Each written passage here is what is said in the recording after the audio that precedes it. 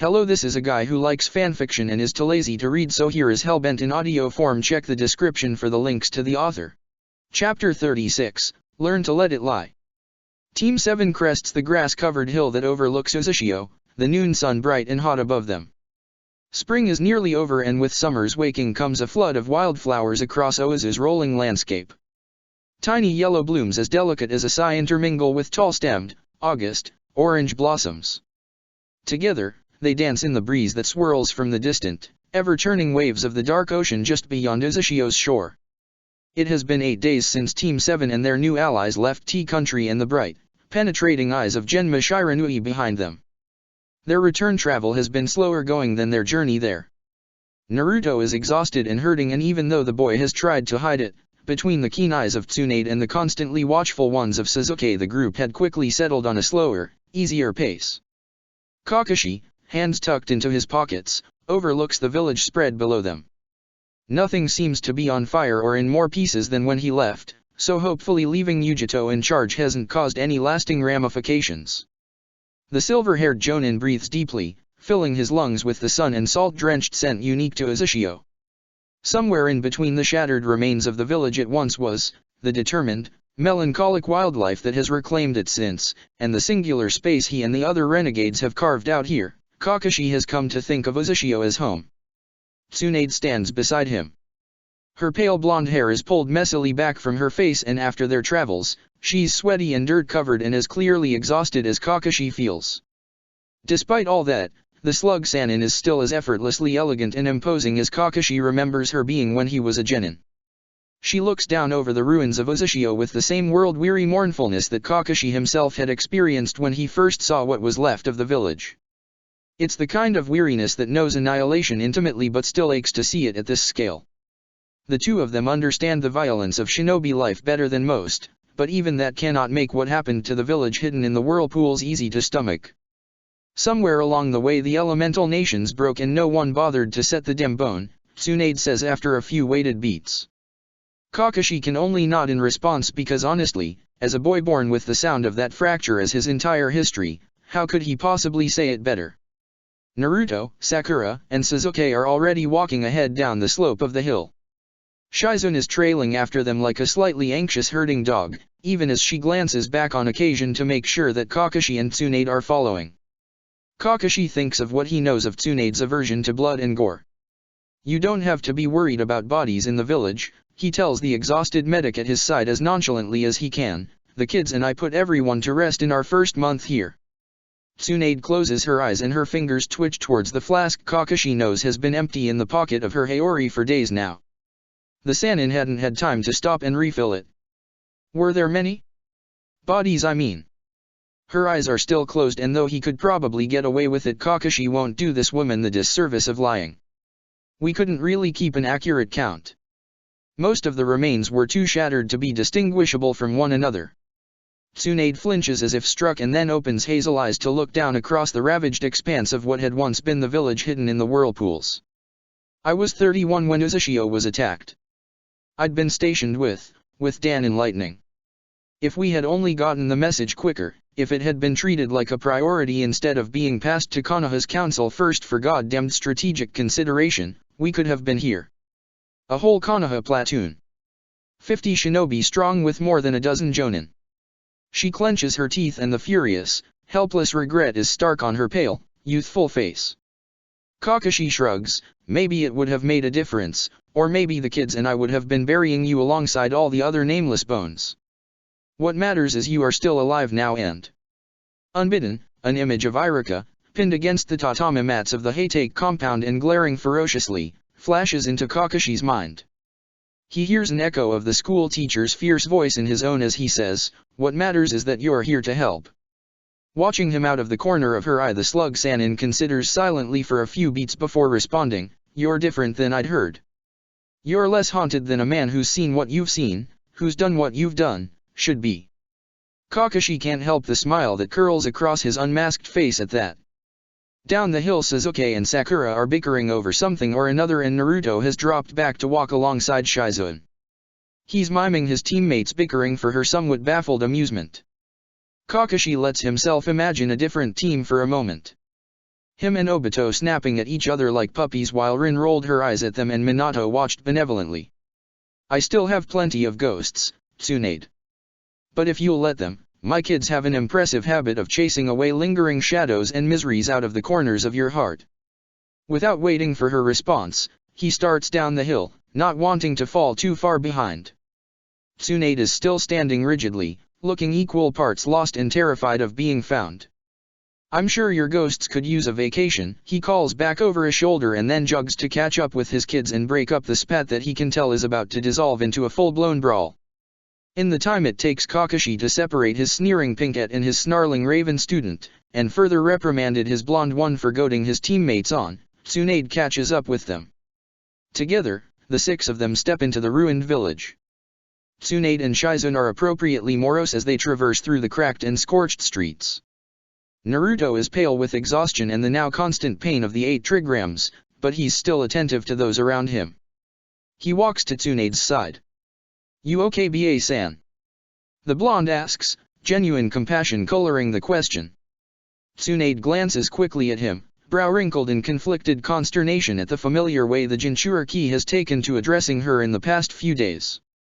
Kakashi sees that flicker in her eyes again, the one he recognizes from the mirror when he was first assigned Team 7 when he first started caring for them. The look that says, I am terrified of the weakness that comes with caring for you. I'm fine. She finally bites out, it's just. Her voice trails off and she waves a helpless, tense, hand at the destruction that surrounds them. Naruto offers a sad smile, feet steady even as his scarlet eyes trace over the ruins of his lineage. Yeah, it's pretty awful. How can you be so calm? Tsunade demands on a half-snarl. The youngest Jinchuriki, the last Uzumaki, shrugs composedly. What would losing my shit get me? He asks honestly, nothing more than my own dumb voice echoing back from all the smashed-up buildings probably. Uzushio is gone. My clan is dead. All I can do is be happy with what I've got now and make sure this never happens again. Tsunade's rage fizzles, her features twisting from righteous anger to shock. Shizune too looks on in confusion but Team 7 is unsurprised. All of them are intimately familiar with Naruto's strange brand of fatalist optimism, of his incredibly damning ability to forgive even pain like this, even annihilation like this.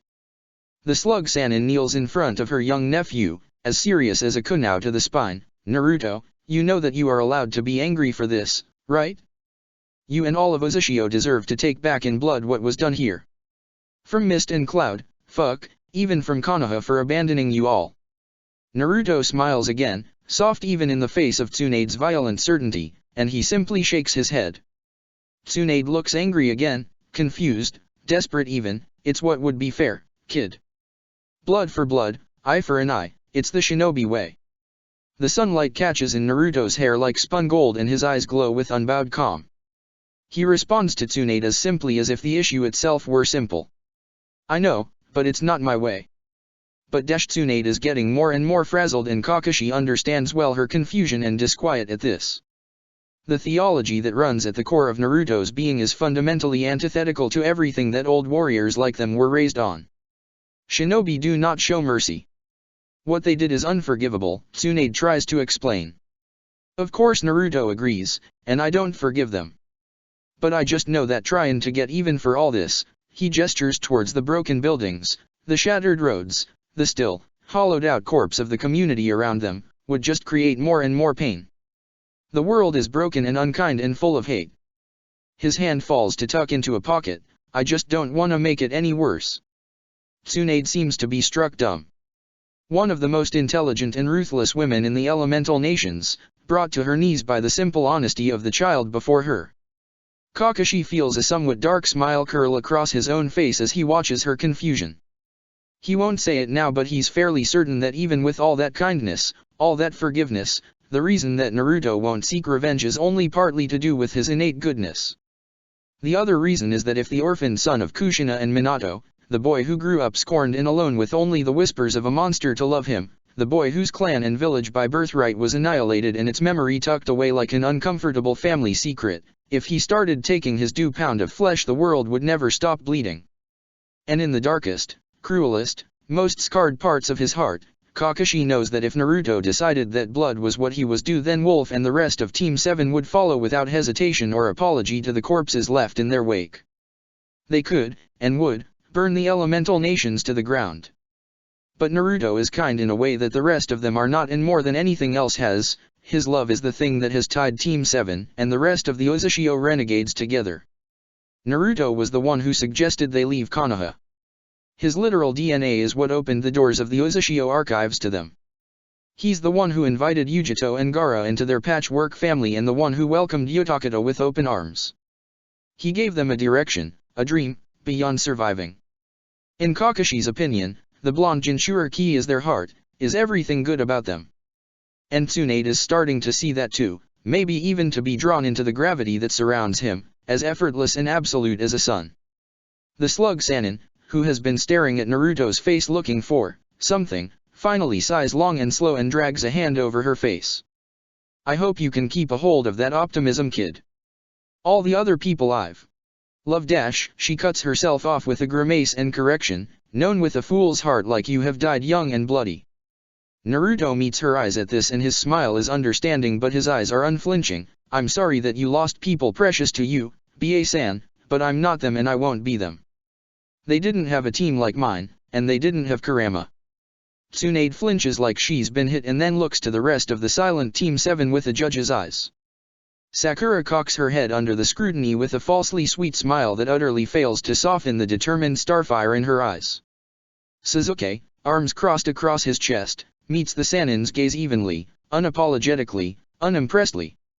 And Kakashi, last under her judgment, most harshly under her judgment, simply nods once at the demand she directs at him. Naruto is right after all. Tsunade and Shizune may not get it yet, they've only just joined up after all, but Kakashi has been here through disaster after disaster, impossibility after impossibility. He's seen what the little family they are building can accomplish given the chance, can overcome. He's seen his kids overcome panic attacks and curse marks, chakra corruption, and devastating loss, disownment, and disillusionment.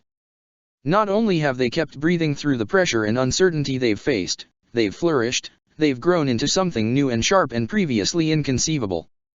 So even with the doubt and fear of the slug Sannin heavy in their midst, the man given the name Wolf by a fox knows that no matter what forces the world may muster against them, the youngest Jinchuriki will not die. None of the Uzashio renegades will. Not if he has anything to say about it. Kakashi doesn't know how many of his thoughts Tsunade can read from his face, but after a few long beats, she looks away. Her face is still twisted into a grimace, but she lifts one hand and gives Naruto's shoulder a squeeze before standing. I hope you're right, she says. She's speaking to Naruto, but her eyes are locked on Kakashi. I hope that none of you have to learn like I did. Determination and dreams and love aren't always enough. Team 7 watches with quiet eyes as Tsunade turns on one-heeled sandal and without another word continues stalking up the hill towards the still distant archives. Sasuke steps to Naruto's side and offers him a hand up. The Jinchuriki doesn't even look as he accepts the gesture, allowing Sasuke to pull him to his feet. Instead, his gaze stays locked on Tsunade's retreating back, one part agitation, two parts sadness. You've really never thought about seeking revenge for Uzashio? Sakura asks him quietly. Naruto tips a shoulder in a half shrug, finally looking away from the slug Sannin to meet Sakura's curious eyes. Not really. There isn't really anyone to even get revenge against. You heard Kurama when we first got here. My mom already killed the woman who led the attack on Whirlpool. Hamatsu something.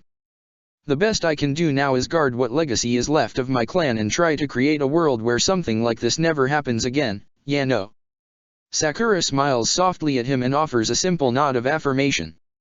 Kakashi doesn't need the Sharingan to tell that she's lying. The Pinkette doesn't know, doesn't understand Naruto's forgiveness, his mercy. But apparently, she doesn't need to, Kakashi thinks, watching as she steps to her teammate's side and continues uphill. And honestly, none of them do really. Kakashi and Sasuke and Sakura are not creatures of gentleness nor forgiveness. Naruto is. And they may all be in this together, all supporting each other and caring for each other, but at the end of the day, they are following him. Wolf tucks violence-scarred hands into his pockets and with a crooked smile, he meanders after his kids towards the home they've made, towards the family they've found, towards the dream they're chasing. Chapter 37, I Saw a Brighter World. When they finally reach the entrance to the Uzushio archives, Kakashi is disquieted to see that they have a welcoming committee. Yujito, Gaara, and Yotakata are waiting patiently around the entry. Yujito is situated comfortably atop one of the low, broken down, stone walls that runs parallel to the front of the archives. Her ash-blonde hair is tied up messily away from her face and her shirt is one of the old, soft sea cotton garments they'd purchased from nearby Gyosan. Gaara and Yotakata wait patiently by the side of the wall, both similarly garbed in simple, civilian clothes.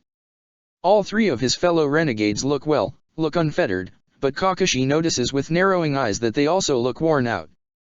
Yotakata's long black hair is uncharacteristically messy and Gaara's eyes bear dark bags under them like they haven't since he'd first arrived in Uzushio. Most telling of all in Kakashi's book, Yujito is tense.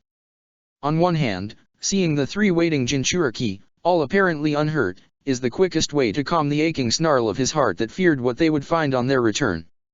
On the other, Yujito meets his eyes and nods a greeting as they draw near, and while the wildcat of Kumo has likely never actually looked apologetic in her life and Kakashi doubts that she has plans to start now. Wolf narrows his eyes at his friend as their little collective draws near the front doors. Glad to see you all were successful, Yujito says, and if Kakashi didn't know her so well by now, if he hadn't spent months at her side familiarizing himself with the exact glint of her dark eyes and the hair's breadth difference between her smirk and her smile, he would have missed it. But he has, and he doesn't, and so now the nervousness in her form is stark. Sharingan or not, Kakashi can read her like a book. And even if Yujito's anxiety wasn't enough of a giveaway, Gaara's eyes that flick restlessly like dragonflies, and how Yotakata has his hands tucked in the sleeves of his kimono so that he can hide the way he's wringing them. What happened? Kakashi asks roughly as he comes to a stop in front of the rest of Uzushio's renegades. Yujito's lips curl with annoyance and Kakashi swears that if she had a tail it would be twitching in agitation. Yes, hello Kakashi. Good to see you all too.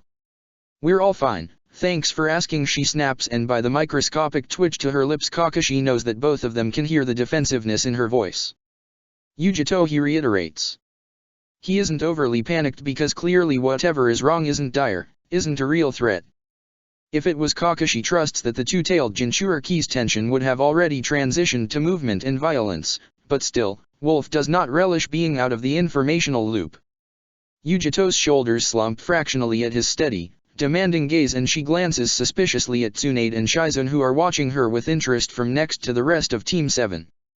Apparently the new pair passes muster because the former Kumo Jonin turns back to Kakashi and in the most tentative voice he has ever heard her use says, "There have been some developments on the tenants here."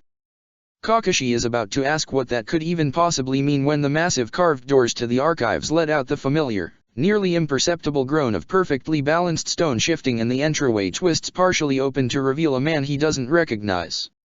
The stranger is massively tall, an entire head and shoulders above Kakashi.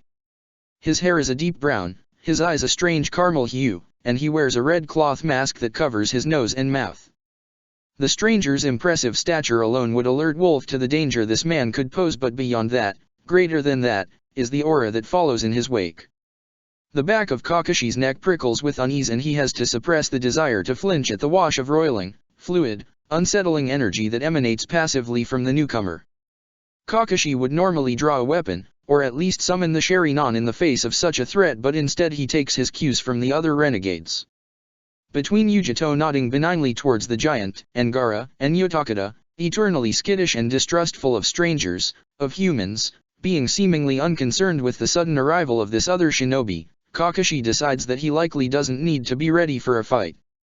Besides, he's learned enough after all this time that he knows even if there was a fight to be had here, there is little he could do against a Jinchuriki anyway. Naruto, silent until now, lets out a short cheer of excitement and then darts into the massive man's space to throw arms around his waist in a hug. He can barely reach. Han. You're actually here. I was worried that you and Coco wouldn't be able to make it to us. The man, who's named Han apparently, has frozen in blatant shock like so many of the Jinchuriki seem to do when faced with Naruto's endless affection.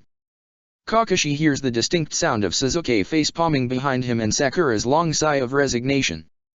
Finally seeming to shake out of his confusion and shock, Han settles one absolutely titanic hand on the smaller Jinchuriki's back in an approximation of a comforting pat. His voice, when he answers, is deep and rumbling, like the roar of a waterfall. It wasn't too difficult. I am good at moving unseen. Kakashi, split between his constant frustration at Naruto's ongoing habit of inserting himself into the personal bubble of very dangerous, unknown shinobi, and his continued concern over Yugito's comment about new tenants, still manages to have enough brain space to be baffled over how this giant, scarlet-clad, highly wanted fugitive of a shinobi manages to be stealthy at all. Taking a half step back from the still grinning Naruto, Han looks over towards Yugito and in a surprisingly polite tone offers, Akito-san has talked to Hana and some of the others. We will need to make a trip into Jason for diapers and other necessities in less than a week. Kakashi blinks shorty, genius brain trying and failing to make sense of any of those words in that order. Akito-san? Others? Diapers? Yugito, what in the gods' names is going on, he demands, calm beginning to slip through his fingers. Yugito grimaces. Like I was trying to tell you, there have been some developments. Hopping neatly off the wall she was sitting on before, the smaller Kunoichi gestures the group of them into the archives. Kakashi would make a comment about how the top of her head barely reaches Han's chest, but his shoulder is still damaged from the fight with Asuma, and so he isn't exactly looking to get tackled right now. More than that even, Wolf needs to know what the fuck is going on with his home. As their group steps forward into the cool darkness of the archives, the change registers in Kakashi's sharp nose immediately. The caves, once saturated only with the auras of his pups and the other Jinchuriki, are now absolutely swimming in unfamiliar scents. Wolf immediately clocks at least 30 unfamiliar scents, not even counting Han, who is following at Yugito's heels. Kakashi feels the acute song of battle beginning to boil in his veins, a preparation for violence, for dealing with this threat. There are strangers, potentially enemies, in the heart of his pack's territory. Naruto, nose as sharp as Kakashi's and patience infinitely less, whisper shouts to Gaara, why are there other people here? What's going on? Sakura and Sasuke, now clued in as well, whip their heads towards the redhead instantly. Gaara grimaces slightly under the scrutiny. Some stuff happened while you were gone, the quiet teen tries awkwardly as their party finally steps into the den. It's a little hard to explain. Not that hard, Yugito snorts, hands in her pockets as she refuses stubbornly to meet the sharp, demanding stare that Kakashi is pinning her with. Instead she leans to look down one of the tunnels leading deeper into the mountain and then shouts, Akito. Right. Get over here. With how his senses are in overdrive, how his adrenaline is singing, Kakashi easily hears the approaching footsteps from the hallway leading towards the kitchens. Wolf tilts his head, focusing. The steps are light but also placed with the intentional carelessness that is the signature of a shinobi, moving with the intent of being easily heard. Of not being marked as a threat. A man steps into the den. His face is purposefully unworried and his dark hands are conveniently open and empty at his sides. He wears an apron covered with what appears to be flour. Kakashi is doing everything in his power to not immediately attack this unknown shinobi. Luckily he can't see any weapons on his person. Yugito? Is everything okay? The unknown shinobi asks quietly, eyes darting between Kakashi and Tsunade, Shizune, and the pups. Unluckily, the obvious curl of a missed accent through his words tips the teetering scale in Kakashi's mind, and he instantly drops one of his hands to the hilt of a kunai on his belt, his lips curling back over Inuzuka fanged teeth in a silent, threatening, snarl. The stranger's gaze locks on Kakashi and he makes a nervous, abortive movement backwards toward the doorway he emerged from. At the same moment, Yugito reaches a hand to grab Kakashi's arm. Kakashi, everyone, this is Akito. He is one of the refugees who came here fleeing from Mist. The two-tailed Jinchuriki's voice is forcibly calm and steady. Despite her efforts and nonchalance, a strong current of tension still runs close under the surface of her words. Kakashi's grip tightens on the handle of his kunai and he can feel his pups quietly stepping to guard his back. Fleeing what, snaps Wolf, and while he's not looking away from the threat standing pale and afraid less than a dozen steps in front of him, the question is directed sharply towards his partner, his greatest ally and his equal in this whole endeavor. Yugito's hand tightens on his arm, claws biting deep enough that Kakashi can feel the hot drip of blood welling under their points. If you'll calm down enough to let him fucking explain, I'm sure he and some of the others can tell you, she hisses at him. Kakashi does let his eyes dart to the side now to meet Yugito's own stare. Her dark, intense gaze bores into his and he can see instantly how in this moment she is begging, no, demanding that he trusts her in this. The part of Kakashi that still wears Konoha's collar and scars, howls for violence. It howls that trust is for fools and for dead men, that there is a stranger in his home, a member of an enemy nation, of a people that want him and all his precious people obliterated. Preemptive violence before permanent heartbreak, Hound demands. But that part of Kakashi is quiet in comparison to the version of him who has come to be here in the archives. The version of him who has stayed up late more nights that he can count sharing old war stories and wounds with the woman next to him, who has built the home they now stand in with her at his side, who has come to think of her as a sister. Kakashi has no moral qualms about tearing this stranger's head off without hesitation, but Yugito is asking him to have faith in her. The wildcat of Kumo is more than an ally, more than a comrade. She is pack and family and one of his precious people, and Wolf owes her at least this much and more. Kakashi takes his hand off the hilt of his kunai and releases some of the killing intent he now realizes had been emanating from him in a cruel, merciless wave. The room at large seems to take a deep breath. His kids, who were as prepared for violence as he was, ease back from their own razor's edges. Kakashi watches from the corner of his eye as Sakura takes her hands off of one of the many sealing scrolls in her belt pouch and Sasuke slips the handful of chakra scalpels that had been held tight between his fingers back into his thigh holster. Naruto, quiet in all of this, unmoving, tilts his head curiously as he and the rest of Team 7 study the man they nearly attacked. Yugito snorts humorlessly, eyes rolling skyward in a perfect mimicry of annoyance. It's a good cover for the bristling, anxious feeling to her aura. Of course Kakashi sees right through it. Gaara does too, judging by the way the young man has sidled up to the other Jinchuriki's side to tightly grasp her hand. If you're done with the territorial bullshit, how about you and the kittens pop a squat on the couches so that Akito and I can explain what happened to bring us to this point. Han and Yotakata can take Blondie and her friend to try and find a room they can stay in while we all talk. It's as sound a plan as any, and without fuss Kakashi finds himself piled among his kids on the low, squishy gray couch that they had dragged all the way from Gyosan so many months ago now. Naruto is pressed along Kakashi's side, sharp red eyes tracking over the room curiously, even through the haze of the now constant fever brought on by the 8 trigrams. Sasuke sits down on the bond's other side, a puff of summoning smoke accompanying his settling in as Miko leaps onto his shoulders with a trilled meow of greeting.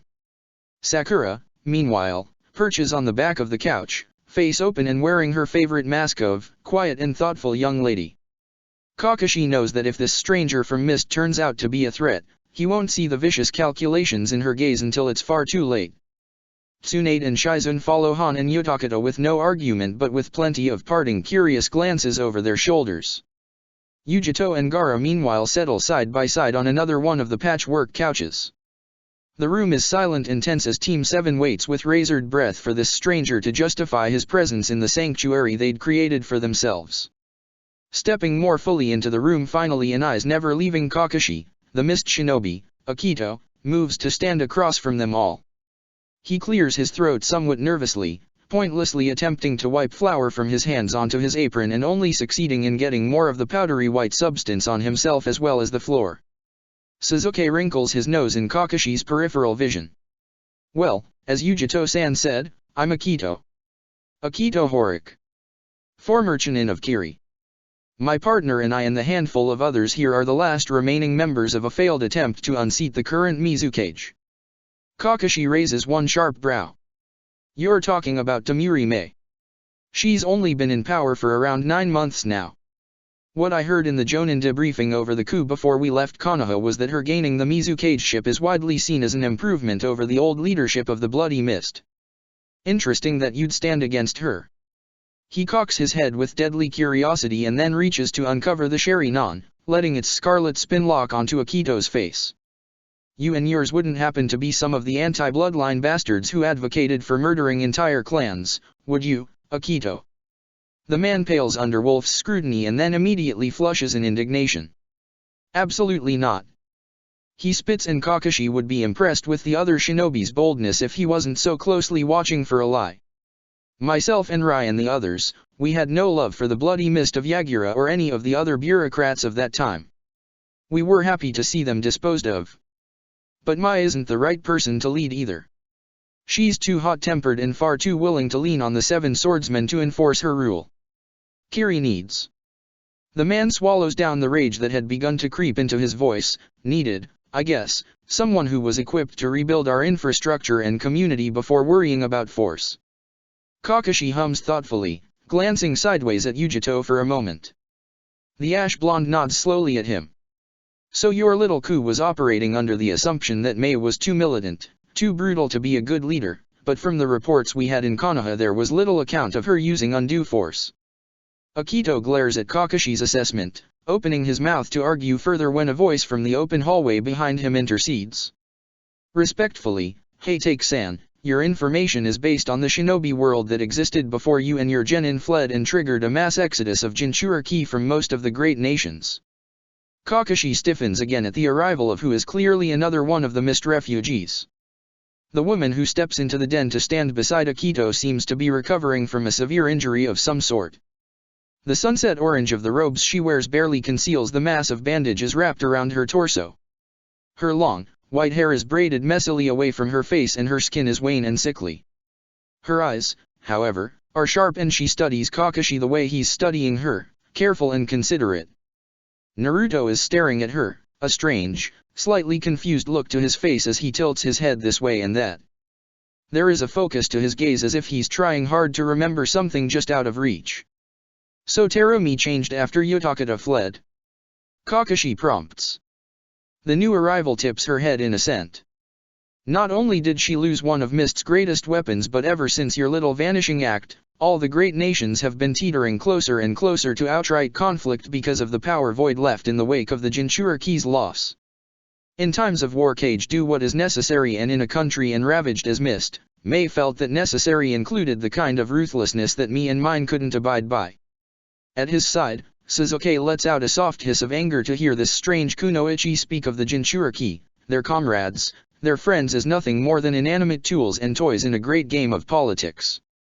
Kakashi, once fluent in such a language, has to suppress the curl of his own lip. Sakura, ever the strategist, ever the pragmatist, asks, so the Mizukage had to take a more iron-handed approach and you all didn't agree with it. The white-haired kunoichi shrugs. She's not a cruel person but it seems that neither was your Lord Hiruzen and I would wager that the 4 of you would have plenty to say about what his legacy wrought. Quietly, thoughtfully Naruto murmurs more to Team 7 than the room at large. We always say how the system is broken. The most powerful lead and the most powerful spill the most blood. There is considerate silence for several beats. Sasuke finally breaks the stillness of the space. But you failed. He says the words calmly and honestly, like pulling off a band-aid quickly so as to avoid prolonging the pain. Yes, we failed. The former Kiri Kunokai agrees quietly. Akito, still standing somewhat nervously at her side, rubs subconsciously at what Kakashi now recognizes as a massive acid burn on his forearm. It wraps around a majority of the skin of his lower arm and disappears up under the sleeves of his shirt. The silver-haired Jonin thinks back to the long-ago Konoha debrief on the then newly minted Mizukage. On her dangerous Kekii Genkais, one of which was so powerfully corrosive that nothing could survive before it. The woman sees Kakashi's line of sight, sees the recognition in his eyes for what it is. She offers a sad, mournful smile and resting a gentling hand on her partner's arm says, we had another member of our squad. When we were fleeing after our attempt failed, Mei and her people nearly pinned us at the docks. Akito tried to save our teammate, tried to carry him onto our ship after he'd been hit but the acid was too fast. She lets silence and the permanent warping of her friend's skin tell the rest of the story. And now we're here. She finishes quietly, Akito, me, 3 other Chunin and 2 Genin. Plus just over 25 of the civilian family members of the rest of our resistance movement. I am sorry we invaded your peace, that we put you all at risk, but this was the only safe harbor I could think of. This time the silence that takes over the room is less thoughtful and more mournful. Because what does one possibly say to that, Kakashi thinks. I'm so sorry for everything you've lost. Naruto's voice is honest and simple and filled with an empathy so deep that both Akito and his partner flinch visibly. The Nine-Tails Jinchuriki stands up from the couch and steps towards the center of the room, opening his hands to encompass the space around them as he does. We don't really know much about you. We've come from really different places and had really different loyalties for a long time, but I think, he blinks sharply for a second and Kakashi tracks worriedly the way he sways on his feet and one hand presses to the surface of the seal. I think we have felt the same pain and maybe seen the same brokenness to the world. The strangers from Kiri are staring at him, Akito with dark-eyed surprise and his partner with consideration and, strangely, something like guilt. I want to make things better. Naruto explains to the pair earnestly. I want to help people and make sure that things like the destruction of my village, like the abuse of the Jinchuriki, like the murder of your allies, don't happen anymore. I believe, no, I know, the shinobi world can be more than just bloodshed and hatred handed down from generation to generation. Kakashi's heart is in his throat and he's not alone. Sakura is rigid in her stillness next to him and Sasuke's rabbiting pulse is loud to his sensitive ears. Even Yujito and Gaara, who clearly already reached this same conclusion considering that they allowed the Kiri refugees to take shelter in the archives, watch the exchange with rapt eyes. All of them understand that this moment, this singular point in their histories, this is where words and dreams become reality. This is the start of everything they've been fighting for. Naruto takes a final step forward and extends a single hand to the white-haired, wounded woman from Kiri, the woman who gambled for a better tomorrow and lost almost everything. I'm Naruto Uzumaki, welcome to our home. He says, all bright grin and honest eyes, what's your name? The woman, who Kakashi just now realizes, hasn't introduced herself until this point, closes her eyes in a slow blink and Kakashi doesn't understand where the pain that lines her face, the shame, is coming from. I'm so sorry. Please don't hold this against Akito and the rest of the refugees, she says quietly but clearly, eyes refocusing on the brilliant, loving, last Uzumaki standing before her. Naruto's face is rapidly slipping into confusion and Kakashi feels a dark anticipation, a foreboding pulling at the best of his spine and beginning to crawl up his vertebra. The woman continues, eyes sad, eyes scared, but feet firmly planted. My name is Rai Hamatsu. I am the only daughter of Ryoko Hamatsu, the woman who planned and carried out the destruction of Uzushiagakuer. Chapter 38, Let Me Love. Naruto Uzumaki is no stranger to anger. Despite what his cheer and optimism and forgiving heart may suggest, the Kyuubi Jinchuriki is intimately familiar with anger, with rage, with fury. Deep in his heart, in a place he was once terrified to reach towards, is a well of hurt and violence so deep that he doesn't even have a hope of seeing the bottom. When he was still alone in Konoha, still abandoned and unloved, that vicious, black hate seemed to creep higher and higher every single day. It stirred at the base of his throat, at the edges of his fingers, at the corners of his sight. It grew like weeds between the cracks of his loneliness, swirled in the depths of every late-night tear, whispered underneath every wretched wondering of why him, what had he done to deserve this pain. For a long time, he thought the hate and the strange, rumbling, Vulpin voice were one and the same. But time has come to show that Kurama is distinct from the rage in Naruto's heart. The great fox certainly once fed off it, but he doesn't command it or create it. That is Naruto's doing alone. And in all that has come to pass, fleeing Konoha, breaking those ties, finding his real family, his real dream, the last Uzumaki has grown to fear the darkness in his heart less and less. But he was foolish to think it was gone. Standing here now, in the home that he and Sakura and Sasuke and Kakashi and all the others made for themselves, face to face with a woman claiming to be a living reminder of one of the greatest losses he has ever known, Naruto feels anger burn to the surface of his mind like he hasn't experienced in a long time. It's the same scalding, writhing, apoplexy of rage that he knew in Wave when Sasuke fell amidst the glitter of Haku's ice mirrors, the same as when Orochimaru sneered at them from amidst the towering trees of the Forest of Death. This fury is darker though, deeper. There is no desire to protect here. Naruto wants to make this person who has taken something he loves and make her bleed. The other mist shinobi, Akito, is saying something, stepping in between Naruto and Rai with hands out in a terrified, placating gesture. Elsewhere, Yujito is snarling demands for an explanation, and Gaara's sands are beginning to whirl with nervous anticipation. His team is silent though, moving instantly to his side. Naruto doesn't have to look to feel Sakura and Sasuke guarding his back, their intensity intermingling with his own. Kakashi stands at his side, one steadying hand on his shoulder, one rising to lift his eye patch off the Sharingan as he trains his gaze on the threat before them.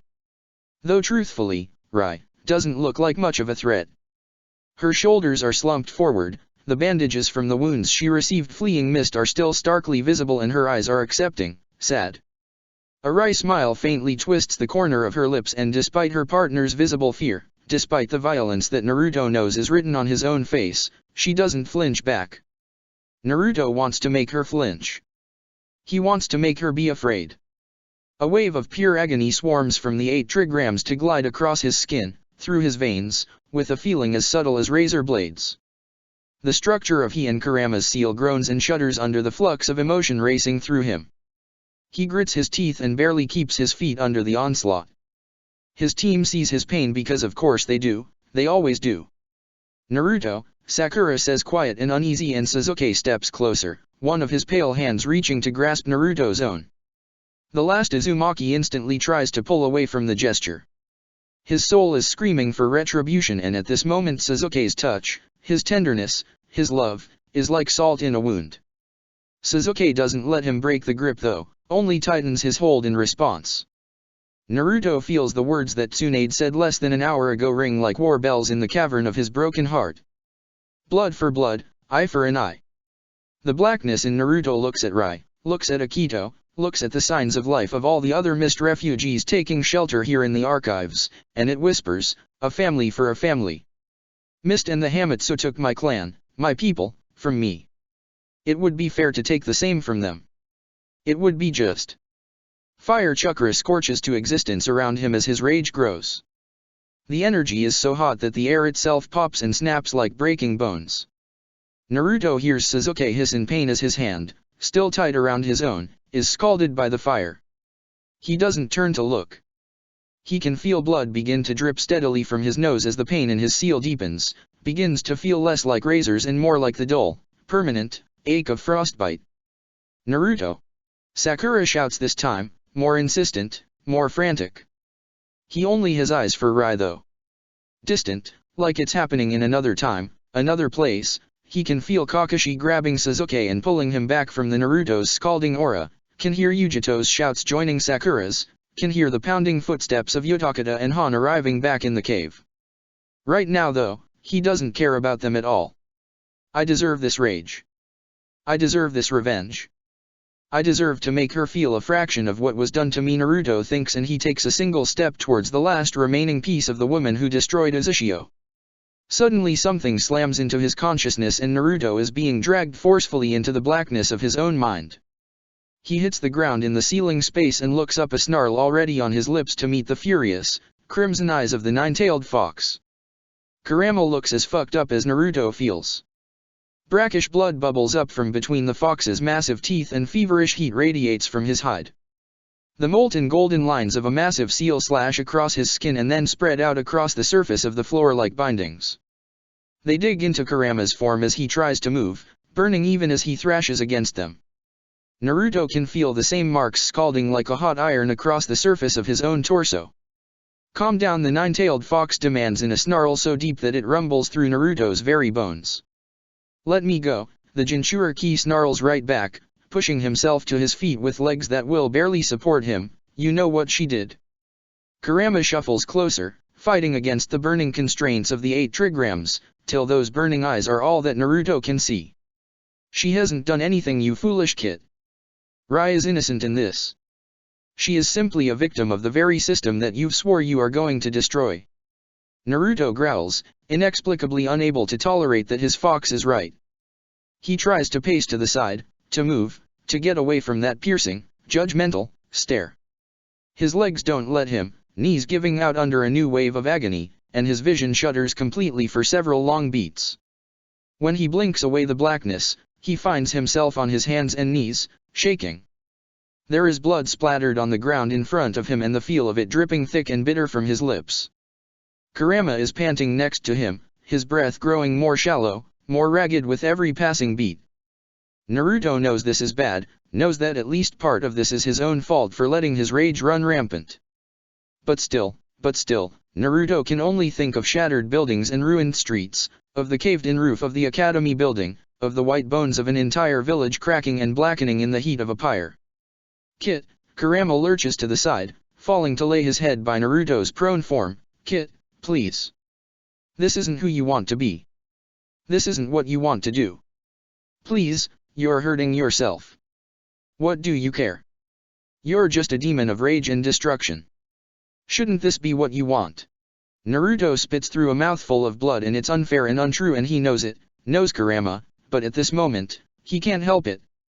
This rage is the culmination of months of helplessness, of months of living in the ruins of a place that in another lifetime he could have called home, of watching his friends fight for him, get hurt for him, protect him, all cause he can't suck up a little bit of pain from the demmed seal. Kurama doesn't rise to the bait. Instead, he presses his muzzle firmly against Naruto's side. It was once what I wanted, the Nine Tails agrees with a murmur. When Kushina killed Rai's mother, she felt this same rage, this same helplessness. Back then, I used that pain and nearly escaped my bindings. The Kyuubi pauses, considers his words. For hundreds of years I was so certain that all I wanted in the world was freedom, was to be alone. I would have once sworn that I'd never care for a human. Naruto can feel his heart stutter in his chest. Somewhere very, very far away there is shouting, but right now, here in this space, the only sound is the rumble of a fox's honesty. But then you happened. Kurama continues, you and your fool's dream to make this broken world better. You and your heart that would love even an old fox like me. His voice is gentle and soft and so full of affection that Naruto aches with it. I am not the same spirit I was when the sage created me, and I am not the same spirit I was before I met you. You have already done the impossible by bringing me and my siblings here together, by creating a home for us, for our vessels. I know it hurts and vengeance is easy, but you are so much more than this hate. Naruto feels more wetness on his face, but this time, it's tears, not blood. He lifts a hand to bury trembling fingers into the rough, orange fur of his oldest friend. It hurts, he tells the Nine Tails, voice shaking around the words. It hurts and I don't know how to make it go away. I know, the fox murmurs, I can feel it too. You want to know a secret that this little blonde brat taught me once? Naruto nods mutely. You don't have to make the rage go away, in fact, you shouldn't. Anger is not evil. Apathy is evil, greed is evil, cruelty is evil. Rage is just another form of love. You don't have to make it go away, you have to accept it in yourself, just like you accepted me. And no matter how long it takes for you to find that acceptance, I will be here with you. Kurama's words are the thing that finally tips the scale, that allows him to breathe with a fullness of breath that isn't all flame, isn't all black water. Naruto is not alone in this pain. He has friends, he has family, and he has Kurama. More than a memory to avenge, he has a home to protect now, he has a dream to fight for. And he's going to use the anger the world has gifted him to do it.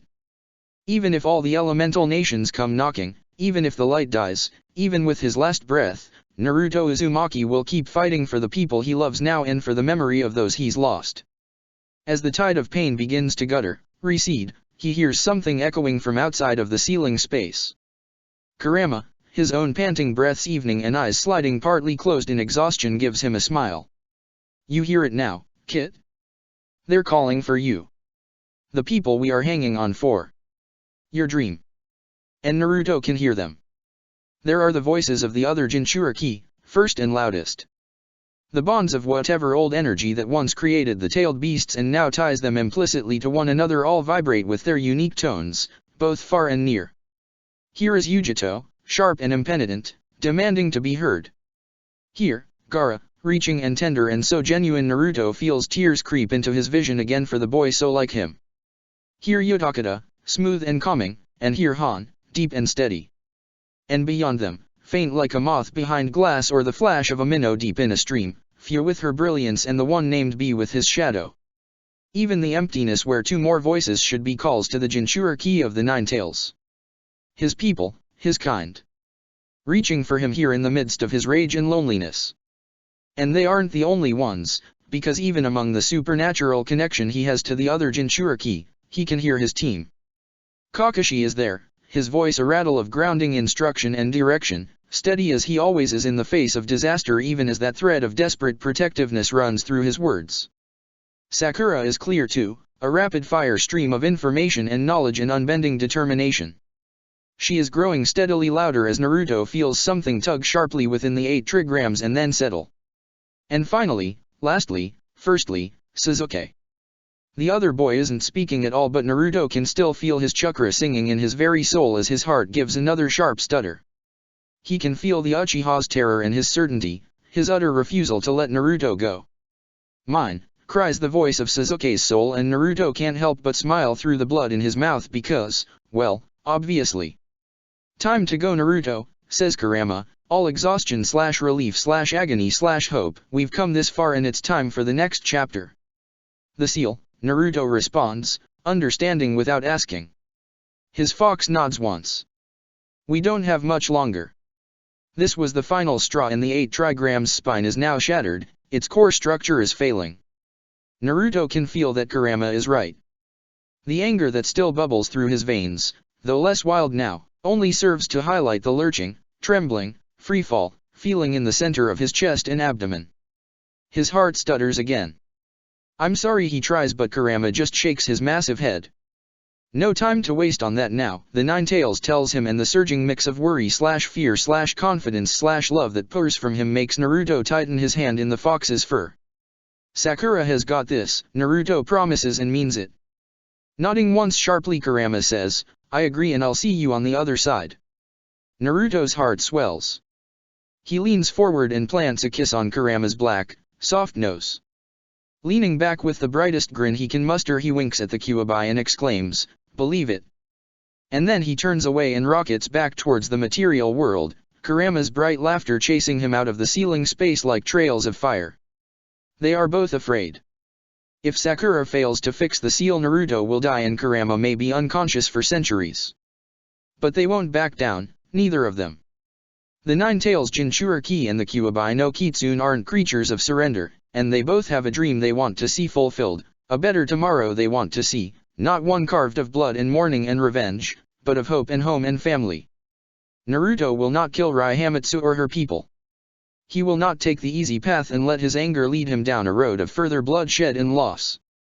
He's chasing a different horizon, a brighter tomorrow. Chapter 39, Before I Sleep. Naruto regains consciousness and immediately twists to the side, vomiting over the archive's rough-hewn floors. Sasuke, crouched over him, could cry with the wave of relief that hits him. He had just spent the last several minutes trying to restart Naruto's heart, trying to keep at bay his own rising tide of blind panic because Naruto wasn't breathing. Sasuke is so relieved that even the sudden appearance of the partially digested field ration bars they had for lunch can't dampen his spirits. Sakura kneels at his side, a constant like she always is. Her hands glow a gentle gold where she presses them against Naruto's seal, carefully pushing precise energy into different segments of the 8 trigrams and guiding the guttering energy through its pathways. They're in sync. Green to gold. Healer to sealer. Her aura, a perfect complement to his as he rests his palms over their Jinchuriki's stuttering, weak, but beating heart. As Naruto lays back weakly on the floor, both of them breathe a long calming breath. To say it has been a tense few minutes would be the understatement of the century. Hey guys, Naruto finally manages. His voice wrecked and trembling, but still striving valiantly for cheerful like the god's damned idiot he is. Hush, Sakura responds instantly, lie still. Sasuke nods shortly in agreement. Really, as the medic, he should be the one giving out directions, but at this moment, he's not sure he can open his own mouth without screaming. Squatting across from them, covering Naruto's other vulnerable side, Kakashi-sensei flicks his eyes from where they have been pinned on the blonde up to Sakura. Even though the relief on his face is clear in the barely discernible easing of his brow, the tension in his form is still rigid and wavering on the knife's edge of needing to do something. Report, he demands, and his voice is the particular brand of gentle it is only in their most grim moments. Even with the barely there tremble to her voice, Sakura's response is instant and concise. Sasuke feels bitterly jealous of her calm for a moment, before he strictly pushes the emotion away. It's irrational, he knows. It's not good, sensei. What was left of the arrays stabilizing the core structure of the 8 trigrams have burned away. Naruto and Kurama's chakra is in the Fuinjutsu equivalent of free fall right now. The little circle of gathered Jinchuriki ki around them flinch worriedly at the young seal master's assessment. And when they do the real-world equivalent of hit the ground, Kakashi asks softly. Sakura's grimace is answer enough. The wolf takes a long calming breath through his nose and then nods once sharply, apparently filing away that information like he would intel on a mission. Next, Kakashi turns his inquiring gaze to Sasuke. Team 7's medic has to swallow once, twice, before managing to find his voice in the midst of the whirlwind of fear that tears through the core of his being. Finally, he manages with a half hiss, half sniffle of held back tears, potentially lethal ventricular tachycardia and fluctuations in his central chakra pathways. His heart coil is near failing and I believe there is stage 4 coil burn in at least 3 other major systems. Mika, perched on his shoulder and tail whipping side to side in agitation behind him adds, "It's very bad Kakashi-san," and then because Sasuke won't say it, can't say it, she adds, "He almost died." All 3 members of Team 7 still at the words. Yujito and Gaara, Yotakata, and Han and even the 2 fucking mist refugees watching from the perimeter of the room who caused this whole mess, freeze as well. The damning weight of Mika's words swimming up around them. Naruto nearly died. Naruto nearly died. We can't wait any longer, Kakashi finally says into the space between them all. He doesn't have to say what for. They've seen this particular disaster coming like a slow-moving avalanche since that rainy evening at the Hatake compound so many months ago now. The 8 trigrams is killing Naruto, and it has been since the moment they decided to abandon Konoha and the Yondaime Hokage's vision for his son's life. They really can't wait any longer, and Sasuke knows it but. What if we aren't ready though, comes Sakura's voice and while her words are still concise and clear, the tremble in them is even more pronounced. Sasuke looks up to his pink-haired teammate. Her lips are firmly pressed together with determination but he can still see the shake in her hands, the once familiar shine of self-doubt in her jade eyes. He wants to reach and comfort her, to banish that long-driven-off gleam of, "Am I good enough for this?" from her gaze, but he can't, because what if she's right? What if they aren't ready? Silence, cruel as a cobra's venom, writhes between the Uzashio renegades for several long beats. It's necrotic, virulent, and eating into their minds. The fear is a valid one after all. What they're trying to do here, fix a seal that houses the most powerful spirit in the world, is more than difficult, in many ways it's impossible. And that impossibility is loud. But it's not louder than their resident knucklehead ninja. The grip of the anxious silence shatters as Naruto, still prone, coughs once again before reaching a pale and shaking fist up to tap Sasuke reproachfully on the forehead. "Hey," he says, voice slurred and tremulous and still somehow confident, somehow chipper, "we've done this once before, yeah no? The 8 trigrams isn't so different from the curse mark. It's just like what I said then. Together." He gives them all a shaky smile and even with vomit on his lips, even with blood still running from his nose, even broken down and on death's door and so fucking stupid, Sasuke loves him more in this moment than he ever has before. "Dub," he whispers, and allowing himself a moment of weakness, drops his head to rest against Naruto's chest, taking comfort in the sound of that irregular, dangerously quick, but still hear heartbeat for just a moment. "He's right," says Yujito from behind Kakashi. One of her clawed hands is white-knuckled tight on their sensei's shoulder as she peers down with eyes of flaring Jinchuriki gold. "You all beat the odds once before, you can do it again. And these may be shit odds, but you have months more preparation now, and you have the Jinchuriki on your side." Gaara, Yotakata, and Han, gathered around their little cluster on the floor all nod fiercely. Han, face still grim as fog over a graveyard, murmurs, "I'd take that bet." "You also have me," adds another voice and Tsunade elbows her way into their little cluster to press a steady, confident hand against Naruto's pulse. "I leave you alone for 5 minutes and you try to go and die on me. I really ought to teach you a lesson," the slug Sunin growls at Naruto. "Sorry Baa-san," Naruto grins up at her apologetically. Tsunade only grumbles back, her eyebrows knit together in focused consternation. Sasuke knows that right now she's taking note of the same irregularities in the youngest Jinchuriki's heartbeat and chakra flow that he has been, knows she hears them for the dire signs they are. "See," offers Naruto, completely unaware of, or maybe unhindered by the concern of those around him. His face is still pallid, but the smile he offers them is bright and unafraid. We can do this. I trust you all. And with those simple words, the paralyzing fear that had been holding them hostage fades like mist before the noon sun. The sense of camaraderie that binds them, that makes them strong, hums at the youngest Jinchuriki's words. They can do this. They will do this. Sasuke believes it. The alternative is unthinkable. So we handle the 8 trigrams now, asserts Kakashi. We've waited long enough. Sakura agrees, rising from where she's been crouched over Naruto. You're ready.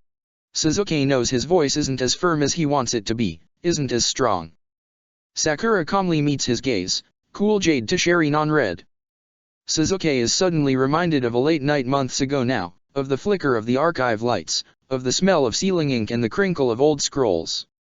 He's reminded of a young woman so different but so similar to the one across from him now. Back then they were both paler versions of the selves they've become now, more lonely, less certain. He remembers the concord they came to, the promise they made to each other. He's not the only one thinking of it. I swore to you, didn't I? Sakura's voice is quiet but strong. I swore that I would keep you both safe. And I swore to heal us when you couldn't, Sasuke recollects. She offers him a crooked smile at this. For a second Sasuke sees not the sharp-eyed, seal-painted, meteor of a girl that he's come to think of as his sister, nor the half-formed but healing young woman that first arrived at Uzushio. Instead he sees the child who stood in the Uchiha compound nearly a year ago now and chose to follow him and Naruto both into hell. Well then, Sakura says, Fuinjutsu-inked hands propped on her hips, I'm ready to save him. You better be ready to help put him back together when I do. Ominous bemoans Naruto, trying to push himself to sit up only for his trembling arms to fail to support his weight. Easy there, stupid boy. Tsunade tuts worriedly at him, one strong, small hand guiding him back to laying on the floor. The Sunin glances to Sakura, then to Kakashi and Yujito hovering behind him. She's running the show, she inquires finally, nodding to Sakura. You think I know how to repair a seal as complicated as the 8 trigrams? Kakashi returns dryly. Well, if the blonde brat is to be understood, Tsunade responds slowly, you already managed to remove a curse mark by yourself and that's no small feat. Especially if I'm guessing correctly on who placed the mark. I couldn't have done it without my kids, Kakashi says, and there is no hesitance to the statement, no subterfuge to mask his affection for them. Before Sasuke gets too caught up in his sensei's honesty and love, Sakura redirects his focus with all the subtleness of handing a paper bomb to someone like the morning paper. We're actually going to be using part of the same method to deal with the 8 trigrams as we did with the curse seal, the Fuinjutsu master explains smoothly as she helps Naruto sit up and then guides him unsteadily to his feet. Kakashi pales at the statement and Sasuke blinks up at his teammate in pure shock. Tsunade glances in confusion between their reactions and then narrows her eyes at the pinkette. And that method is, she prompts shortly. A contravene seal, Sakura supplies. Without offering further details, she begins to move away from the cluster of their comrades, guiding Naruto to the doors that lead deeper into the archives. Kakashi is on his feet and trailing closely behind his student without hesitation. I thought we were repairing the seal? Using Mito's journals to reverse engineer a way to solve the 8 trigrams, he implores, voice not quite doubting, but certainly concerned. Sakura blows a strand of pastel hair out of her eyes in distracted annoyance, her hands occupied with keeping Naruto steady on his own feet. It won't work, is her cool explanation, the doubt buried underneath her brilliance and her concentration. The 8 trigram seal that Kushina and Minato placed is nearly 14 years old and has been degrading at a constant rate for that entire time. Fixing it would be like trying to rebuild a house when the foundation was run all the way through with rot. The slug Sunin turns to Sasuke, who finds he is frozen on the floor, staring after his team in mute trepidation. What in the gods' names is she talking about? What's a contravene seal and why is the Haytake brat so worried about using it to repair the 8 trigrams? Tsunade demands. Sasuke swallows the thick, cloying fear from his mouth and manages to reply, because she won't be repairing it. He's not sure if it's more wonder or shock or panic that is racing up his spine at the moment. Maybe it's some titillating, twisting, trifecta of all three. It's a taste that, were he less afraid of what Sakura's words may mean for Naruto, would taste like destiny. Sakura is going to tear the 8 trigrams off entirely and rebuild Naruto and Kurama's seal from scratch, he tells the curious Jinchuriki and Sunin still gathered around him. The medic sucks in a sharp breath, looking back after Sakura, Kakashi, and Naruto. She can't though. She'd have to tear apart Naruto's chakra system to do that. It would kill him. Tsunade hisses, moving to stand up and follow after. Yujito's voice cuts through the tension between them like fire through the night. Yes. So she's going to need 2 incredibly skilled medics to, like Sakura put it, put him back together. The Wildcat of Uzushio points one clawed finger at Tsunade, the greatest medic of all time, to do the heavy lifting. She moves to point at Sasuke then, and who knows Naruto better than maybe anyone else alive, to get the important details right. Sasuke and Tsunade both stare up with dawning comprehension at the 4 Jinchuriki waiting patiently around them, 4 of the people bound body and soul to the young man they're about to have to save. We're counting on you both, Gaara murmurs quietly, a small but genuine smile on his lips. Sasuke looks back at Tsunade, not even trying to hide the fear on his face. Have you ever rebuilt an entire chakra system before? He asks the Sunin quietly. She peers back at him, uncertainty warring on her own, misleadingly youthful face. Have you ever perfectly recreated the singular and entirely unique energy pathways of your most precious person? The 2 medics stare at each other. Their resounding no's are both unspoken and somehow still entirely audible on their tongues. Well. Mika chirps from Sasuke's shoulder, furred paws kneading against his tense muscles, there has to be a first time for everything. Better to get up and start getting ready than to sit here and panic, I think. Wise words, little Nikomata, Yujito agrees gruffly as she snags the back of Sasuke's shirt and hauls him to his feet. Han offers a hand to Tsunade, but the medic raises an eyebrow at the gesture before standing by herself. We're going to need soldier pills for energy, she says. Sasuke nods in distracted agreement, already pulling up in his mind's eye the perfect mental snapshots of everything he's read on healing techniques that can be applied to chakra pathways. In Hiruto Ito's 5th edition guide on adaptive medical tool use, it's suggested on page 49 that Uncaria Rincophila can be used to dilate blood vessels. If you pair that with the theory written in Advanced Medical Ninjutsu, 4th edition, that lower blood pressure may make it easier to manipulate chakra within a body's natural energy pathways, it may be useful for us. Tsunade raises an eyebrow at him. Have you memorized all the medical ninjutsu books you could get your hands on? She asks incredulously. Sasuke's only answer is to blink and let the Sharingan spin to the surface of his irises. A nonverbal, duh, if you will. The medic blinks once in surprise, before shrugging, well, I suppose those cursed eyes can be good for something besides bloodshed after all. Sasuke feels a spike of anger at her careless words. Even past all his concentrated worry for Naruto, he still burns with heated injustice at the disregard the Sunin is paying the absolute tragedy of a history that belongs to the Uchiha family. But she's not wrong. The Sharingan eye has been a curse for its bearers for as long as the Uchiha have been cursed to bear it. That doesn't mean he has to be polite about it though. Yeah, well, Sasuke says, and the smile he offers the woman across from him in return for her casual cruelty is cold as ice and bitter as arsenic. Like I said in Tokoshi, since I'm one of the last 2 Uchiha, I decided I might as well shake things up on my clan's way into obsolescence. Tsunade pales at his tone and something flashes through her gaze that, on a more sympathetic woman, Sasuke would call guilt. Yujito lets out a bark of laughter before clapping Sasuke on the back. I do always love your particular brand of sass, kid. Now, let's go catch up with your dumb sensei before he pisses Sakura off with his nagging. The Two-Tails Jinchuriki begins to pull Sasuke after her, and it's only because the Sharingan is still painting his gaze that Sasuke catches the flash-fire quick glare that Yujito sends towards Tsunade. Sasuke has to hide a smile as he leans slightly into his mentor's guiding hand. Tsunade trails behind them, her steps quiet and her gaze considerate. Gaara and Han fall in after leaving Yotakata behind with the quiet agreement that he'll guide the still shell-shocked Akito and Rai back to where the rest of the mist refugees are cloistered. Sasuke easily follows the nearby chakra signatures of Sakura, Naruto, and Kakashi. The 3 of them seem to be heading towards some of the deeper, more rough-hewn caverns of the Archive's extensive cave system.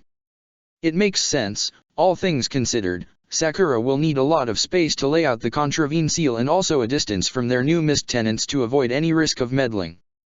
The deeper into the mountain their little band walks, the more drafty and cold the caves become. Torches flicker on with pale flame as they pass, casting their shadows long and dark on the slate-gray walls. Even though their collective steps are shinobi silent, their very breathing seems to echo through the space. After several quiet minutes, Tsunade disturbs the echoing stillness of the tunnels as she asks, "So uncarry a Rinko-Falaha? It's also called cat's paw plant if I'm not mistaken." Sasuke doesn't spare a glance back at the Sannin, but he does offer a hum of acquiescence like an olive branch. "That's rather poetic considering your cat summons," she pushes on with determination. Sasuke wonders benignly if she's trying to steamroll past the insult she paid him earlier. Mika, still perched on Sasuke's shoulder, gives a sniff of annoyance at the Sannin's words. Sasuke can feel her breathing in as she prepares to correct the older medic's misconception about the Nikomata just like she always does. Before she can though, her summoner is already speaking up.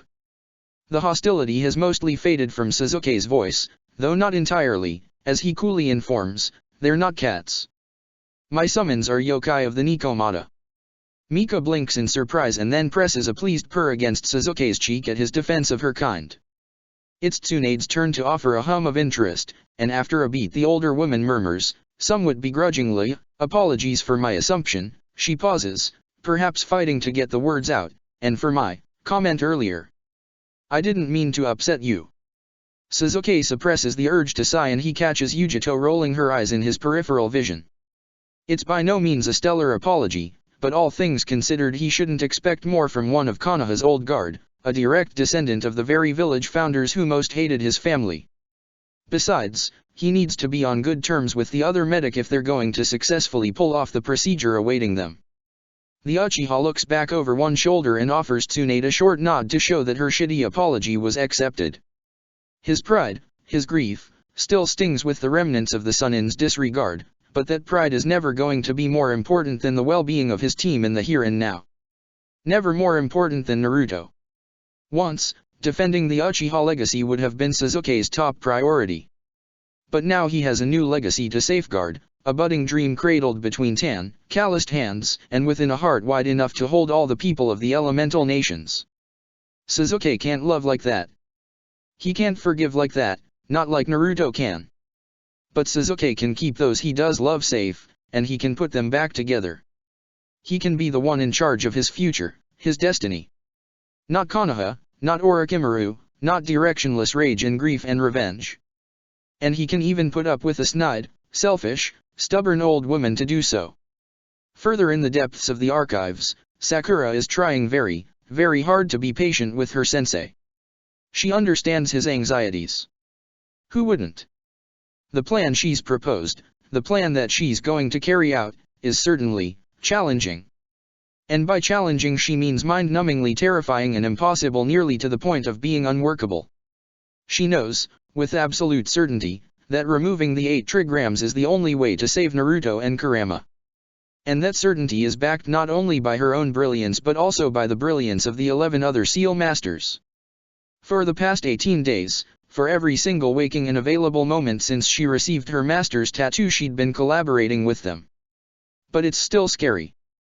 In the science of Fuinjutsu there are many incredible feats of art and chakra. Sakura's own sentinel seal is one of them.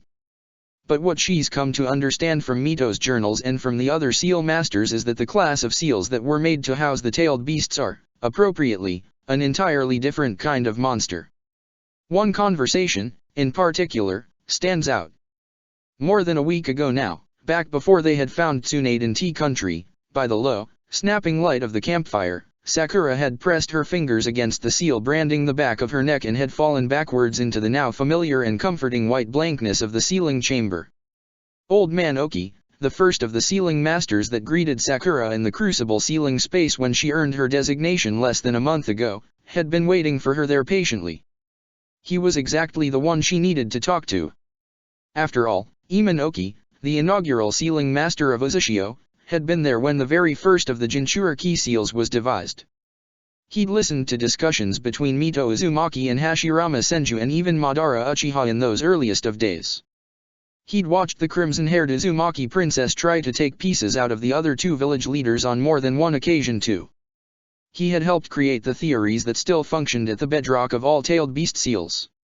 When Sakura had asked him about how it worked, the old, pale-eyed man had frowned, face twisting with wrinkles even deeper than usual.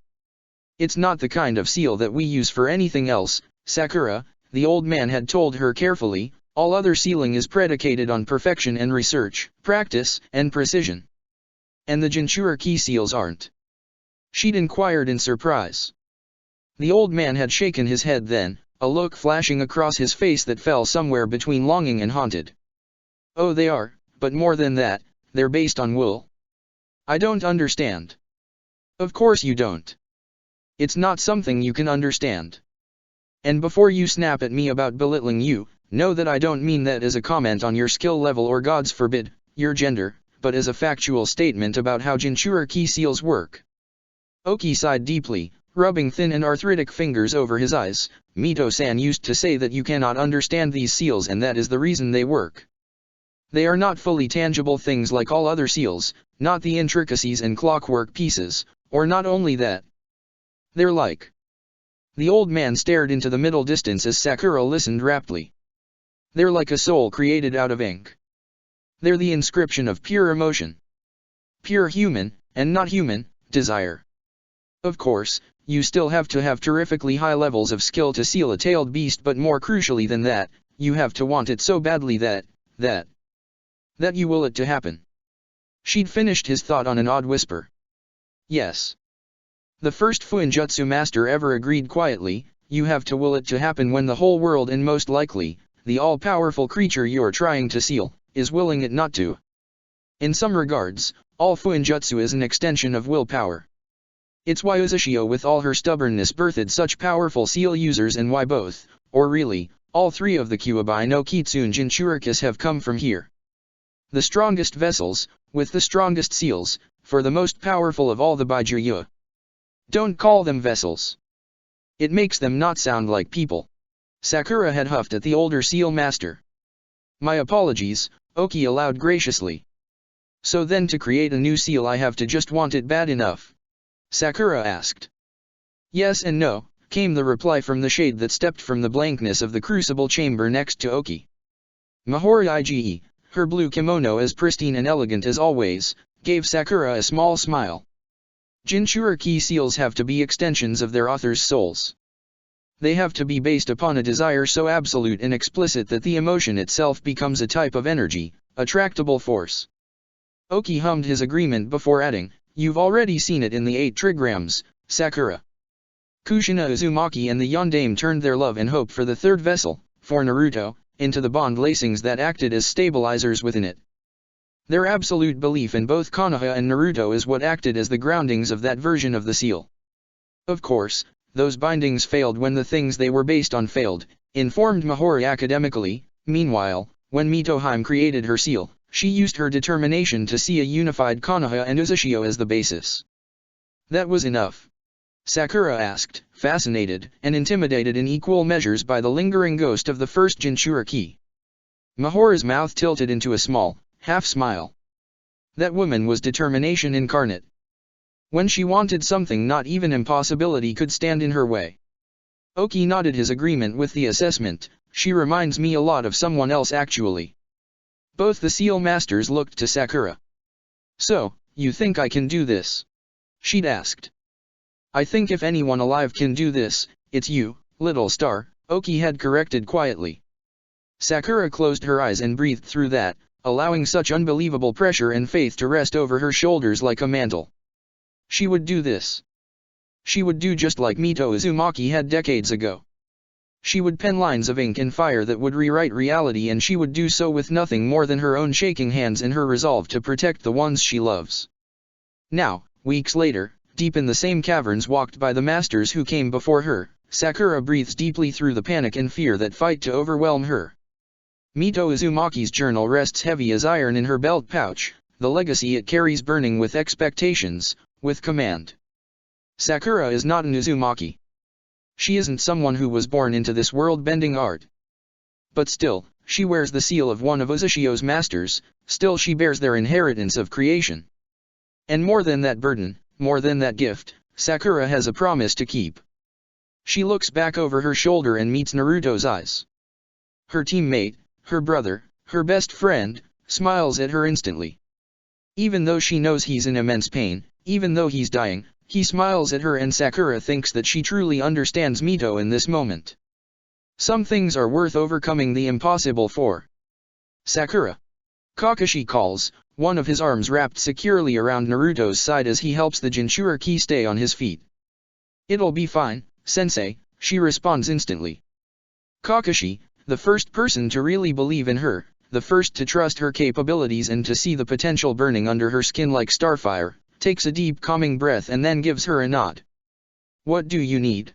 He asks. Sakura grins then. She's afraid, of course she is, but she is going to do this. Like lightning burns, like the moon glows, like the sun shines and like the stars whirl above, Sakura will save her best friend. I need space, she says, and her voice echoes in the large empty cavern deep under the earth. It echoes back to her own ears, and within it she almost hears the voices of 12 other masters, of a red-haired princess that made the insurmountable her bitch. And with their memories humming in the marrow of her bones, Sakura steps confidently into the center of the cave. From her belt she draws forth the hand-carved fuinjutsu brushes that Gaara and Naruto made for her birthday and a pot of dark ink. She crouches onto the rough-hewn ground and, allowing herself one more steadying breath, begins to draw. The contravene seal shouldn't take more than a few hours for her to inscribe. Of course, it has to be perfect. She needs to fully tear the corrupted 8 trigrams from Naruto's soul before she can place her own seal in its space.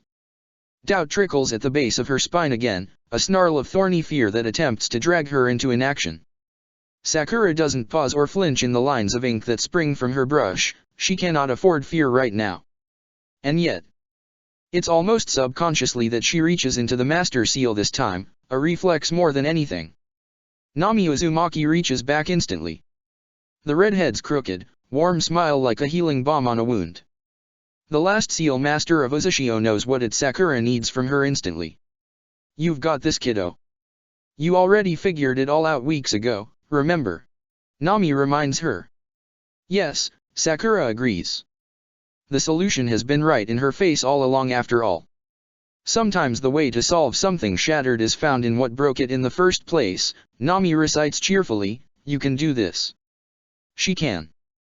Sakura feels the melody of the contravene singing in her bloodstream and directs its hum with a precise twist of her ink-stained brush as she shuffles to the side, carefully painting a byline of energy across the floor. She is going to pull the old Jinchuriki seal out from Naruto and from Kurama, extract it like a cobra fang from skin, and then she is going to replace it with something better, something kinder, something that is crafted with love, not for what they could be, not what she wants them to be, but what they are. And so deep in the shadows of Oizo's mountain, in the caves of Uzushio's archives, with the long dead but still present breaths of the village's legacy over her shoulder, Sakura prepares to rewrite history. Kakashi is, rightfully so, justifiably so, terrified. He watches Sakura dance her way across the stone floor of the cave, ink beginning to stain her fingertips as much as it is the floor of cavern as the incredible intricacies of the contravene seal bloom under her as effortlessly as flower petals. Some part of Kakashi wonders at how easily his eldest student is recreating a seal that took him nearly half a day of nail-biting concentration. The rest of Kakashi is busy trying to hold it the fuck together. He glances to the side at Naruto and, in a bid to distract himself as much as it is to check in, he asks, "How are you feeling?" The blonde tilts his head side to side, considering carefully, before he offers optimistically, like a piece of gum stuck on the bottom of a giant's sandal. Kakashi grimaces. Naruto shrugs, "It's okay, Sakura will fix it. And besides, I'm more worried about Kurama than anything." Kakashi finds, to his eternal surprise, that he is also worried about Kurama. "How is he?" he inquires carefully. Naruto thinks for a second and then his eyes darken to that slightly bloodier shade of red, his teeth growing just a hair's breadth sharper. "Take a wild fucking guess, Wolf," the Kyuubi no Kitsune answers through Kakashi's student. The fox sounds utterly exhausted, like even the parody of annoyance is too much for him right now. There is a tightness to his rumbling voice, a shortness that Kakashi recognizes instantly for the pain it masks. Half a year ago he would have laughed out loud at anyone who told him he'd someday be worrying about the well-being of the nine-tailed fox, but now he can't suppress the immediate pang of concern he feels at Kurama's obvious peril. That bad, huh? He asks the fox quietly as Sakura starts on a new ring of the contravene seal. Kurama just huffs a bitter laugh in response. Worse than you can imagine, he agrees shortly. Then, the mouse has got this though. She's always been the cleverest of you lot, and if anyone can do what that bitch Mito did and pull an all-powerful seal of binding out of thin air, it's her. Kakashi frowns, the parallels that Kurama is drawing suddenly connecting in his brain. This is just another cage for you, isn't it? Another chain. This time when Kurama responds, the bitterness is gone, even the pain seems to have taken a backseat, and instead the fox just sounds tired. Unfortunately, that is all that a Jinchuriki seal can be. Even offering the most freedoms possible, like Yujito and Matadabi's seal, or the least restrictive bindings like Gaara and Shukaku's, a seal for us is by definition a cage. You can't bind a tailed beast without tying it down. It would be like trying to capture the wind without bottling it. The wolf and the fox sit in companionable silence for several beats. The space between them is not quite friendly, but not entirely antipathetic like it would have once been. I'm sorry, Kakashi finally says, quiet but absolutely genuine. Kurama tips one of Naruto's shoulders in a shrug. It's worth it, Kurama responds, honest in the same way, to see him strong, to see his dream come true, all three of their dreams really. Yes, Kakashi agrees, because no matter their twisted history, this is something he and the Nine Tails are unified on. No matter the pain, it's worth it to see Team 7, their kids, happy. The strange camaraderie that developed between them breaks as Sasuke and Yujito, with Tsunade on their heels, enter the cave. Kakashi's dark-haired student takes in the space Sakura has chosen to conduct the new brand of madness that is their journey to this point, and then moves quickly to his sensei's side. He spares a nod for Kurama before informing Kakashi levelly, Tsunade and I will need a bit of time to prepare. Kakashi sends Sasuke a smile and a nod. You have plenty of time. Sakura will still need at least 3 hours to finish the contravene seal, he estimates. 2. Corrects the pinkette as she stands up from her crouch at the center of the rapidly complicating seal growing across the floor, and then an hour to remove the 8 trigrams. She turns strikingly bright jade eyes towards her sensei and teammates. Sasuke, how long will you need to repair Naruto's chakra system? Sasuke frowns, depends how badly you damage it. Sakura hesitates, looks afraid for just a second, and then visibly buries the fear under a wave of determination. Count on badly, she tells him firmly. Kakashi follows Sasuke's eyes as the boy glances towards the slug Sunin. Thoughts? The teen asks after a beat of hesitation. Tsunade sucks on her teeth noisily, arms crossed over her ample chest as she glares at the seal Sakura weaves. Finally, the old medic bites out, 12 hours, give or take 2. With Sasuke guiding us using the Sharingan and Shizun to back us up, we should be able to get through all the damage in 12 hours. Don't forget you'll have our help as well, Lady Tsunade, chirps Mika, assured even in the midst of all the tension that surrounds them. Me and the other Nikomata may not be as skilled as you and Sasuke-kun, but we are still able to supply you with chakra if need be. Same for the Jinchuriki, Yujito cuts in, none of you will want for power. Well then, guess it's just up to you 3 to get the details right. Kakashi finds himself summarizing with an only half-faked smile.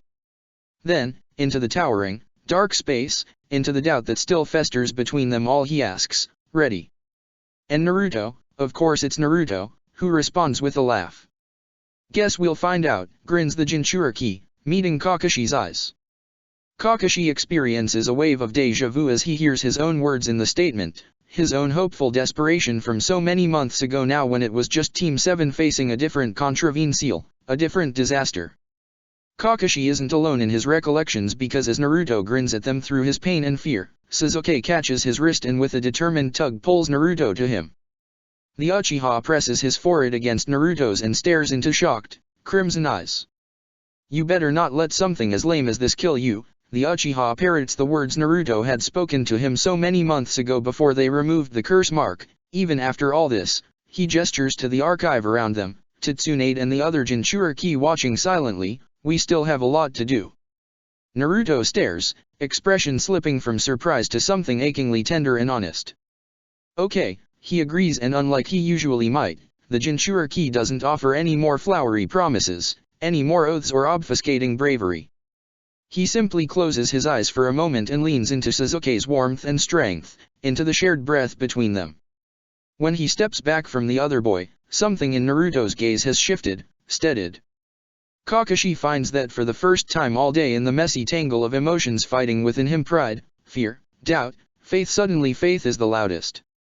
Here in the deepest caves of the archives they've come to call home, surrounded by the family he's come to cherish more than anything, Kakashi readies himself for what he believes, has to believe, is the next incredible step on their journey towards Naruto's dream. He has to believe it's not the end. Chapter 40, the second time around.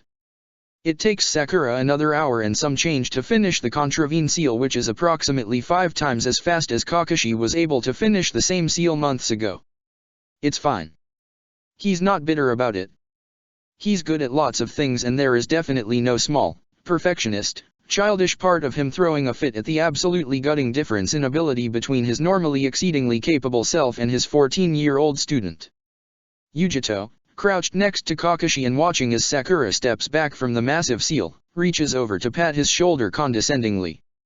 Kakashi turns slightly to glare at her. There, Wolf. You're a very big scary ninja. Don't feel too bad about being left in the dust by your kid. Kakashi glares harder and contemplates the strategic ramifications of getting in a fist fight with Yujito right before his pups have to try and recreate a Jinchuriki seal from scratch. Surely tackling Yujito right now wouldn't be too distracting. Before Kakashi can decide one way or another, Sasuke, Tsunade and Gaara return from their quest to gather necessary supplies. Sasuke is trailed by several of the Nikomata. Dai is carrying a bundle of herbs and tinctures in his mouth, and Ruri right behind him is balancing a stack of books on her large, furry black head. The yokai's summoner is carrying a stack of books himself and barely looking where he's going as he talks in a quick, low tone with Tsunade at his heels. By the furrow to his brow and the snarl poorly concealed at the corner of his mouth, Kakashi can see that the two medics are clearly still adjusting to each other. Gaara, anxiety clear on his youthful face as he watches the other two renegades bicker, trails behind with an armful of food and drinks, hopefully more than enough to sustain them all for what may be the next day of concentrated work on the seal. Hanhu, until their arrival, had been watching Kakashi and Yujito bicker with the vague concern of someone trying to decide if he should separate two puppies snapping at each other, stands to help the returning renegades set their burdens down. Once his arms free, Gaara eagerly jogs away from the still fussing Tsunade and Sasuke to Yujito's side. Yotakata and Shizun will be down in a few minutes with blankets in case anyone needs to rest. We've also all agreed on a rotation so someone can make sure to be upstairs keeping an eye on the missed refugees. I'm staying here, Kakashi says shortly, even as Yujito offers a nod to Gaara. Both the Jinchuriki look at him like he's stupid for thinking they'd suggest otherwise. Or at least, Yujito looks at him that way and Gaara offers him a small, tight smile. Across the room, Sakura sits back on her heels. She distractedly wipes at the smears of ink on her hands as she peers out over the dance of lines that make up the contravene seal. She nods once, sharply, and then after standing the young Fuinjutsu master announces, "We should be ready to go." Tension ratchets up in the cavern again. Yujito drops a hand onto Kakashi's shoulder, offering a tight squeeze of comfort. Naruto, who'd been meditating nearby, opens a feverish, crimson eye and flashes a smile at Sakura. "Took ya long enough," the Jinchuriki teases as he clambers to his feet with even less grace than he would normally. Sakura doesn't deign the needling with a response besides an eye roll. She presses a hand to her master's seal, likely getting a final check from the 11 voices that permanently live in her head now. Or is it that they live in the crucible seal, and her mind has a connection to that? Kakashi is distinctly unsure about how any of the details regarding his students' new abilities or classification works. But he doesn't need to understand them to be grateful for them now. After all, Wolf sure as hell can't look at the 15 square feet of the intricate, sprawling lines that are going to be the saving grace for one of his precious people and tell if there is anything wrong with them. When he constructed this same seal months ago, he was, well, guessing is a strong word for the absolute sink or swim, fingers crossed, lesser of many evils, last resort, bullshit they pulled with Sasuke's curse mark. Interrupting his sensei's thoughts, Sasuke jogs over from where he and Tsunade were setting up their medical supplies to help Naruto walk slowly to the edge of the array. The two teens pause and, offering a small, soft smile, Naruto says, "See you on the other side, team." Sasuke nods, grip tightening so fiercely on Naruto's arm for a moment that Kakashi can see the whiteness of his knuckles all the way from where he stands, and then Sasuke lets go, and lets Naruto step into the first ring of the contravene seal. Sakura is watching them quietly from where she waits on the opposing side. Her mouth is a firm line of determination, and the fire that Kakashi has come to know her for blazes in her gaze. It's time. Gaara, having volunteered he and Shueiko's chakra as the energy source needed to power the seal as soon as he realized it would be needed, moves to stand beside Sakura at the seal's perimeter. Both of them sit, resting comfortably. The rest of the renegades spread through the wide space.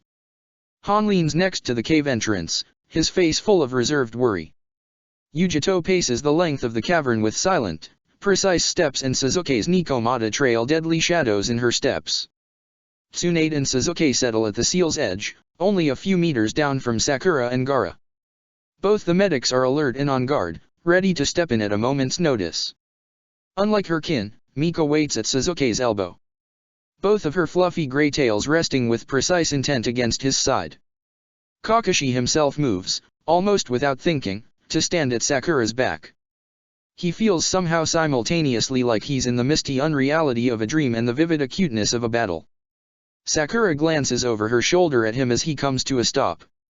She's wearing the blue haori he'd gotten her for her birthday, and something about that makes his heart tighten in his chest. He nods at her. No words are needed. He hopes that she can see every ounce of his fierce faith scrawled across his bare face. "All right then," Sakura commands, turning forward to face the seal. She sounds strong, sounds sure. "Tsunade, Sasuke, don't step into the seal before I give the word." When both the medics nod their understanding, she kneels at the edge of the overlays she's placed. Gaara, crouched next to her, offers his hand. Kakashi watches with bated breath as Sakura looks down at the offered hand and freezes for just a moment. "We've got you," Gaara promises, and then his voice deepens and the golden cross rises to the surface of his eyes, and it's Shuakaku who adds on, "We've got all three of you." Sakura dips her head sharply in agreement, and without hesitating a moment longer she reaches out to grab Gaara's hand and then raises her eyes to where Naruto sits at the center of the array. The Nine-Tails Jinchuriki smiles kindly at her and then looks from face to face in the room. "Thanks for everything, everyone. It's all going to be okay no matter what happens," he smiles, all sharp canines and whiskered cheeks and brightness like the sun, and then looking back to Sakura with a quirked brow he says, "Hit it, Sakura." Sakura doesn't laugh at his antics, doesn't even smile, but she does take a deep, steadying breath, and then reaching her free hand down she firmly presses against that outermost ring of the seal. Kakashi, Sharingan spinning in overdrive, watches closely as energy leaps from Gaara and Shuakaku to race across Sakura's skin. His pink-haired student shifts fractionally, her teeth gritting together at the surge of power, but her eyes do not flicker from Naruto at the center of the seal, and her hand doesn't so much as flinch from its place on the floor. Like a maestro directing a symphony, the new Uzushio seal master guides the chakra of the One-Tails into the energy pathways of the contravene seal with perfect precision.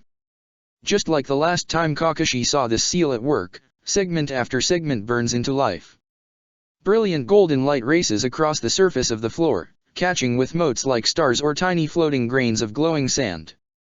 The seal lights at its edges first and then the radiance spirals inwards, the brightness in the cavern growing and growing as more of it comes to life. At the center of the seal Naruto takes a deep breath and his eyes find Kakashi's. Kakashi meets his student's gaze and finds that, despite the Jinchuriki's strong words, he looks terrified. His bravado has been stripped away by the blinding power of the contravene seal's waking. Left in its wake is a scared 13-year-old boy, who can only watch as the power that is either going to save him or damn him surges towards him. Kakashi can't do more than keep his youngest student's gaze with all the determination in his bones. He can't hold Naruto through this, he can't really help with the process itself, he can't offer any more words of wisdom or comfort. All Wolf can do is be a pillar for his students to look to now, the one who won't give up on them no matter what comes. And so he does not look away even once. Not when the light finally reaches the center of the seal, not when it leaps from the floor to twirl up Naruto's legs, up his arms, not when it sinks ruthlessly into his chest and into the skin of his whiskered cheeks. Kakashi doesn't look away even as his youngest student's vision glazes over and his mouth flies open with a howl of shocked pain. As the fiery chakra burrows into his body and the energy grows, doubles in the space of the cave, Naruto's eyes roll back in his head and he drops to the stone floor, unconscious. Sasuke murmurs through gritted teeth, "That's probably for the best." From first-hand experience, being conscious while this thing does its job is not pleasant. Kakashi believes him. How could he not when, even here at the edge of the seal, even removed from the concentration of its power, he feels as though something is scraping along his nerve endings, is slowly grinding him between its teeth. Wind has begun to whip off the surface of the contravene seal and Kakashi can feel his skin prickle as the air pressure in the cavern fluctuates wildly. The fiery motes of light rise faster from the burning seal, carried by the wind as they spin towards the ceiling like a beautiful, terrible, swarm of fireflies. Kakashi glances from Naruto's prone form to Sakura and Gaara. The One-Tail's Jinchuriki ki is steady. The chakra cloak of the Ichibai swims across the surface of his skin and a single glowing tail waves behind him. The young redhead's eyes flash from Naruto to Sakura and back again, his focus absolute as he carefully tracks how the others are handling his chakra. Sakura is still looking strong as well. Her hand is wrapped tightly around Gaara's and her hair whips around her ears. Her eyes reflect the contravene's glow and a new segment of the seal flashes starfire bright under her direction. Kakashi remembers her younger, remembers her channeling the chakra of the Nine Tails so that he could power the seal that destroyed the curse mark. Now, Sakura is playing both roles, channeling the Ichibai's chakra while also directing the complex whirl of scalpel-precise energy within the seal. Kakashi can't help the pulse of immense pride he feels for her and Gaara both. Time passes. While the first instance they had used the contravene on the curse mark had been a desperate race against the clock, against the failing chakra crystal, this is much more like a marathon. Kakashi stands sentinel, feeling like a spectator waiting at the finish line with bated breath. He cannot see the 8 trigrams, or feel it as it's torn apart, not like he could the curse mark. All he can try and do to track their progress is watch his kids. At the 30-minute mark, Sakura is beginning to tremble slightly and sweat is starting to bead at Gaara's temple. Still, neither of them flinch, or look away from their goal. Naruto remains unconscious and unmoving at the center of the circle, but Kakashi can see that the rise and fall of his chest appears steady, if slightly faster than normal. Yujito, pacing at Kakashi's back, murmurs to him at one point, "I can hear his heartbeat from here, he's doing okay." It's enough for Kakashi in the moment. They're doing all right. At the 40-minute mark, something shifts. Something goes wrong. The light changes from its consistent pale gold as the entire array flares brighter for a second, like a flash grenade, and then the blaze turns darker. There is a pulse of energy from where Naruto lays, a counterflow to the chakra pouring from Gaara and Sakura. The lines around Naruto begin to burn with the color of clotting blood, chakra pouring out from the boy into the seal around him. "Shit," Sakura gasps, speaking for the first time in the entire endeavor as she leans even harder into the seal, the trembling of her arms going from barely noticeable to overt in an instant. "Sakura!" Kakashi calls above the rushing sound of chakra. He's using every ounce of his shinobi training to keep the fear out of his voice because that bloody light coming from Naruto does not look good and the sudden paleness to Gaara's skin or the way Sakura is now gritting her teeth looks even worse. One of the pathways of the 8 trigrams ruptured. A chakra coil burst, the seal master spits out, eyes never leaving Naruto, never unfocusing even for a second. "Yujito," gasps Gaara, his breath coming short and sharp. He doesn't need to say anything more, the wildcat is at his side in an instant. "Talk to me, sweetheart," the Jonin demands. "My reserves," Gaara gasps on pained, panted exhales. His voice shifts, rumbles as Shuakaku cuts in, "The rupture is consuming our energy. Kurama's power is too much too fast, I need dash." The light shifts again suddenly. The virulent red of the Nine Tails' unstable chakra jolts and then surges down the line, spreading further out into the contravene seal.